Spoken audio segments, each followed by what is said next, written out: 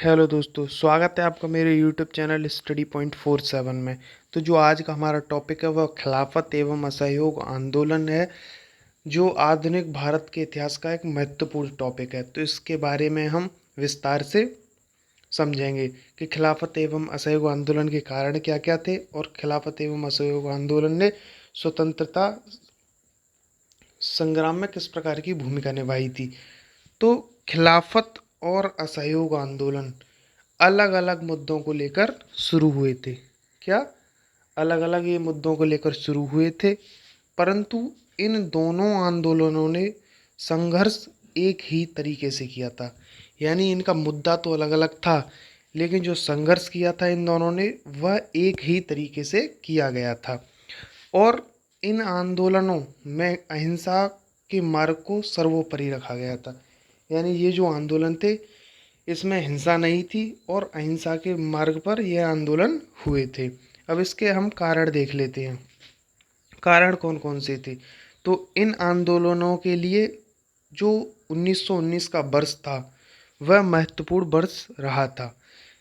यह आंदोलन प्रथम विश्व युद्ध के पश्चात, जो प्रथम विश्व युद्ध हुए थे उसके पश्चात जो अंग्रेजी शासन था उसके द्वारा भारतीय संदर्भ में उठाए गए कदमों के कारण घटित हुए थे। यानी जो अंग्रेजी शासन ने या उसकी सरकार ने भारतीयों के संदर्भ में जो कठोर कदम उठाए थे उसके कारण इन आंदोलनों का जन्म हुआ था। तो सरकार की गतिविधियों एवं नीतियों से भारतीय समाज का हर वर्ग असंतुष्ट और नाराज हो गया था। जो गतिविधियां हुई थी अंग्रेजों की ओर से, उससे समाज का हर वर्ग असंतुष्ट और नाराज हो गया था। रोलेक्ट एक्ट, पंजाब में मार्शल लॉ का आरोपण, जो रोलेक्ट एक्ट के द्वारा पंजाब में मार्शल लॉ लगाया गया था, और जलियांवाला बाग हत्याकांड जैसी घटनाओं ने विदेशी शासकों के असभ्य एवं क्रोधी रवैये को उजागर कर दिया था। तो ये जो घटनाएं हुई थी, इन घटनाओं ने अंग्रेज कैसे थे इसके बारे में उजागर कर दिया था। 1919 के मॉन्टेग्यू चेम्सफोर्ड सुधारों का वास्तविक मकसद द्वैध शासन प्रणाली लागू करना था, न कि जनता को राहत पहुंचाना। जो 1919 में मॉन्टेग्यू चेम्सफोर्ड सुधार लागू हुआ था उसमें वास्तविक जो उसका मकसद था वह द्वैध शासन प्रणाली था, ना कि वे जनता को राहत पहुंचाना चाहते थे। तो इस प्रकार के सुधारों से जो राष्ट्रवादी थे वे स्वशासन की मांग कर रहे थे और उन राष्ट्रवादियों को अधिक निराशा हुई। जो राष्ट्रवादी स्वशासन की मांग कर रहे थे वह इससे नाराज हो गए। तो पंजाब में ज्यादतियों के संबंध में हंटर कमीशन की सिफारिशों ने सबकी आंखें खोल दी थी। जो हंटर कमीशन की सिफारिश थी उसने भी सबकी आंखें खोल दी थी। तो यह भी एक कारण रहा। इस प्रकार की सभी गतिविधियों को देखकर ही खिलाफत का उदय हुआ और इसी आंदोलन के साथ ही असहयोग आंदोलन भी राष्ट्रीय स्वतंत्रता के रूप में उभरा। यानी खिलाफत आंदोलन के साथ साथ ही असहयोग आंदोलन भी एक राष्ट्रीय स्वतंत्रता के रूप में आगे बढ़ा। तो खिलाफत का विकास असहयोग आंदोलन। तो शुरुआत में कुछ जो नेता थे इस आंदोलन के समर्थन में सभाओं, याचिकाओं एवं धरनों तक ही सीमित थे। वह प्रारंभ में सभाओं, याचिकाओं एवं धरनों तक ही सीमित थे। बाद में यह मांग में तेजी आई कि अंग्रेजों के साथ हर प्रकार से असहयोग की नीति का पालन किया जाए, उन्हें किसी प्रकार का सहयोग न दिया जाए और शासन के विरोध में सशक्त प्रदर्शन किए जाएं।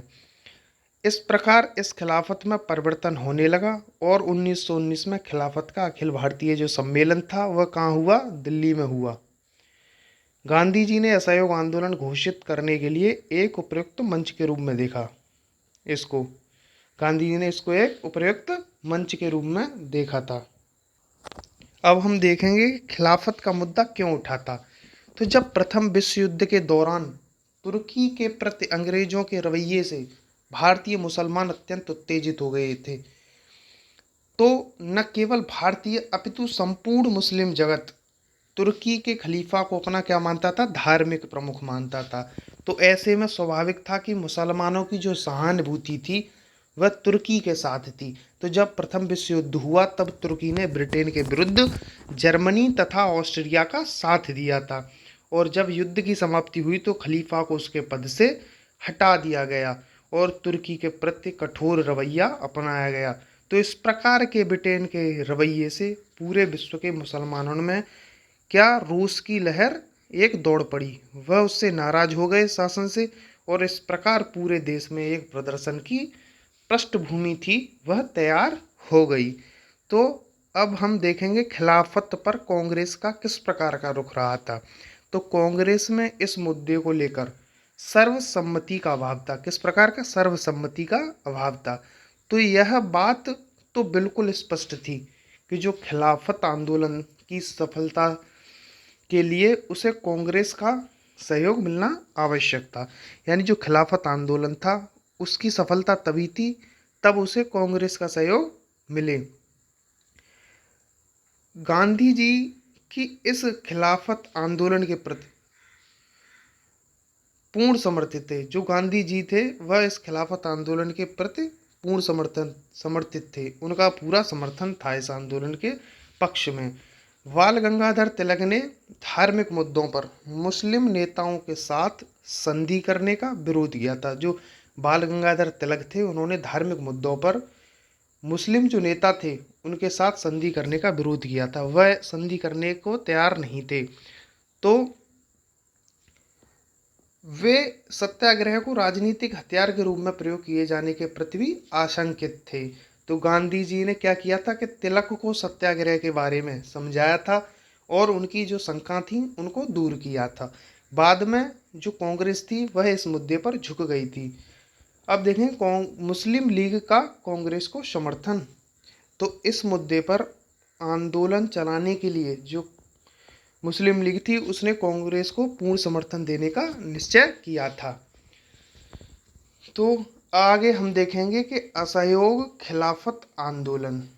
तो मई 1920 में तुर्की के साथ किस प्रकार की संधि की गई थी? सैब्रीज की संधि की गई थी। इस संधि के द्वारा ही तुर्की का क्या कर दिया गया था? विभाजन कर दिया गया था। 31 अगस्त 1920 में खिलाफत समिति ने औपचारिक असहयोग आंदोलन की क्या की थी? शुरुआत की थी 1920 में। जून 1920 में केंद्रीय खिलाफत समिति का जो अधिवेशन हुआ था वह कहाँ हुआ था? इलाहाबाद में हुआ था।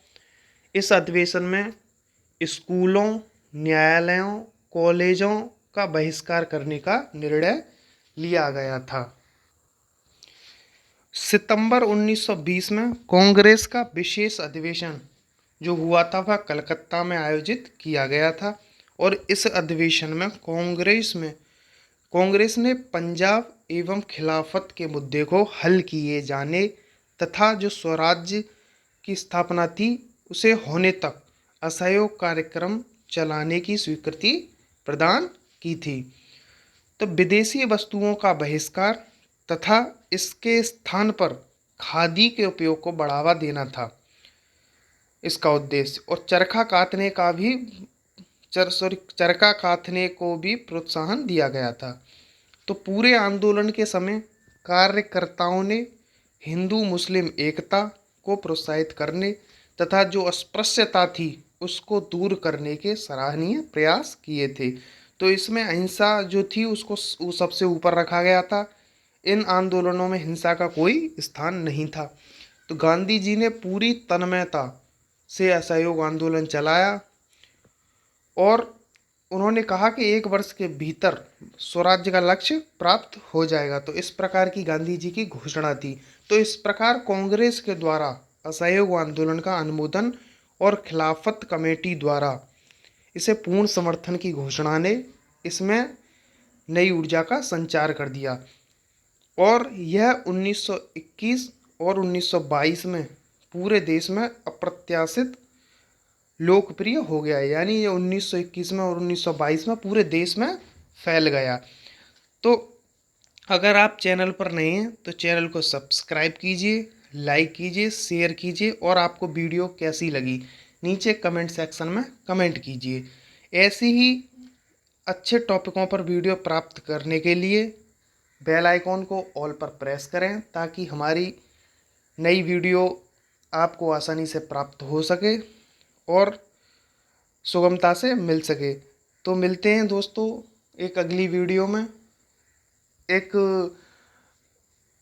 अगली वीडियो के साथ। यह पार्ट 1 है वीडियो का, और पार्ट 2 मैं जल्द ही अपलोड करूँगा। तब तक के लिए जय हिंद दोस्तों।